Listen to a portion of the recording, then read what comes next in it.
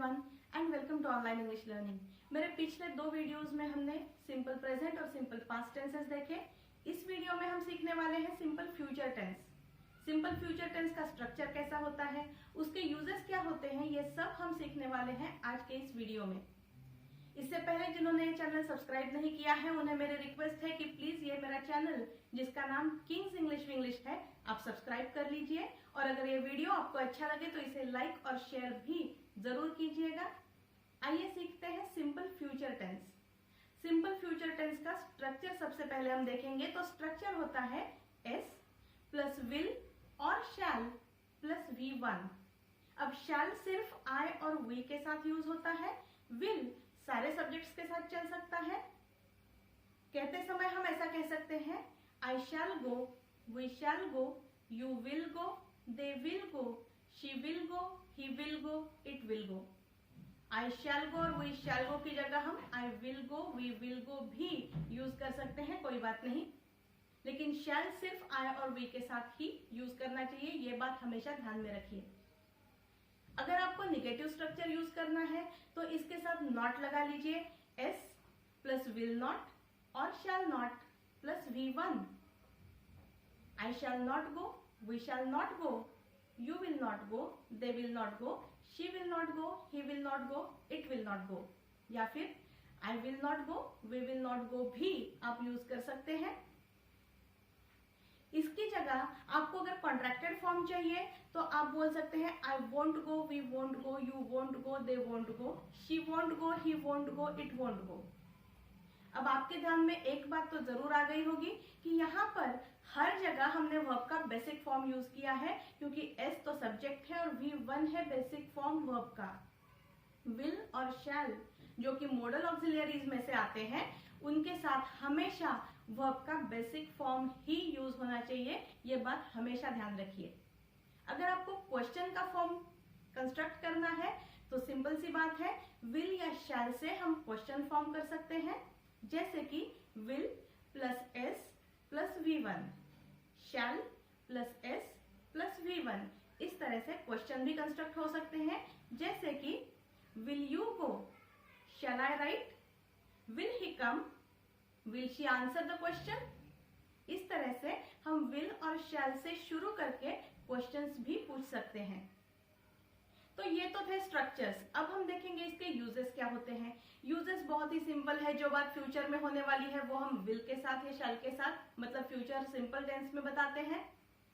जैसे कि I will go there in the next week, मैं वहां पर अगले वीक में जाऊंगी, नेक्स्ट वीक में जाऊंगी। या फिर he will report in the next month, वो नेक्स्ट मंथ में रिपोर्ट करेगा। जो भी आगे होने वाली चीजें हैं, भविष्य में होने वाली क्रियाएं हैं, उनके लिए हम सिंपल फ्यूचर टेंस का यूज कर सकते हैं।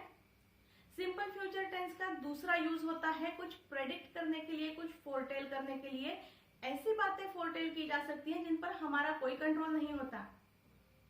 लोग आराम से कहते हैं कि it will surely rain in the evening, it will surely rain in the evening. अब रेन पर हमारा कोई कंट्रोल नहीं है, लेकिन फिर भी लोग अपना प्रेडिक्शन बोलते हैं कि शाम को जरूर बारिश होगी। इलेक्शंस के टाइम पर तो ऐसे प्रेडिक्शंस बहुत सारी होती हैं। लोग बोलते हैं कि this person will be the next prime minister, will be the next prime minister. अब ये भी फ्यूचर टेंस है। इलेक्शन प्रोसेस पर या किसी के जीतने पर या किसी के प्राइम मिनिस्टर बनने पर इन एस्ट्रोलॉजर्स का कोई कंट्रोल नहीं होता, फिर भी ये आराम से कहते हैं क्योंकि ये प्रेडिक्ट कर रहे हैं कि this person will be the next prime minister. ये भी सिंपल फ्यूचर टेंस का ही एक उपयोग होता है। फिर सिंपल फ्यूचर टेंस मतलब विल के साथ वाली जो कंस्ट्रक्शन हमने अभी देखी है, उसका एक और उपयोग ये है कि अगर कोई बात अचानक से मन में आती है और वो हम बोलते हैं तो हम इसका यूज करते हैं। जैसे कि आप बाहर निकल रहे हो, कहीं जाना है आपको, और घर के बाहर कदम रखते ही बारिश शुरू हो जाती है, तो आप कहते हैं oh it's raining, I will take an umbrella, I will take an umbrella with me. Will के साथ आपने यूज किया, विल टेक बोला, या फिर आई विल कैरी एन अम्ब्रेल, ऐसा आपने बोला। इसका मतलब वो बात आपके तभी मन में आई थी, आपने वो सोच के नहीं रखी थी। जो बात हमने पहले से सोच के नहीं रखी थी, जो बात अचानक से मन में आई, वो बताने के लिए हम विल का यूज करते हैं। एक और मजेदार बात है, वो ये कि जब हम विल का यूज इमीडिएट प्रेजेंट के लिए करते हैं, चौके, हाँ, विल का यूज इमीडिएट प्रेजेंट के लिए भी किया जा सकता है। जैसे कि आप रेलवे स्टेशन पर हो, किसी गाड़ी से आप उतरे, आपके साथ कोई एजेड पर्सन है, वो भी आपके साथ उतरे, उनका बैग बहुत हेवी है और उन्हें कोई कूली नजर नहीं आ रहा, वो चिंतित है कि ये इतना हेवी बैग मैं कैसे ले जाऊं, तो आप उन्हें कहते हैं कि wait uncle, I will lift your bag, I will lift your bag, मैं आपका बैग उठाता हूँ। आप तुरंत उठाने वाले हैं उस बैग को, आप तुरंत उनकी मदद करने वाले हैं, लेकिन आप कहते हैं कि I will lift your heavy bag. तो अचानक से जब हम बोलते हैं, इमीडिएट प्रेजेंट के लिए बोलते हैं, तब भी हम विल का यूज करते हैं। और एग्जांपल देना चाहूंगी कि अगर कोई कुछ काम कर रहा है और आपको उसे मदद ऑफर करनी है, तो आप बोलते हैं कि wait, I help you, I will help you, रुको, मैं तुम्हारी मदद करती हूँ या करता हूँ। ये भी इमीडिएट प्रेजेंट के लिए यूज है, लेकिन हमने कंस्ट्रक्शन यूज की है विल के साथ।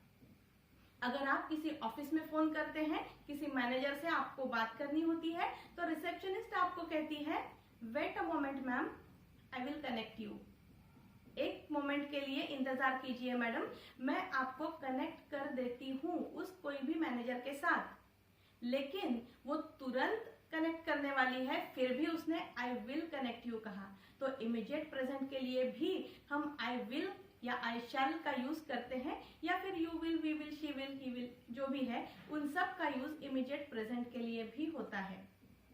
तो ये रहे यूजेस और स्ट्रक्चर्स सिंपल फ्यूचर के।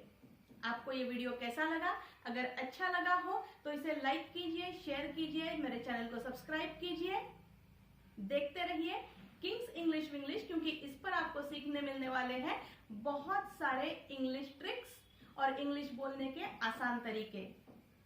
Thank you.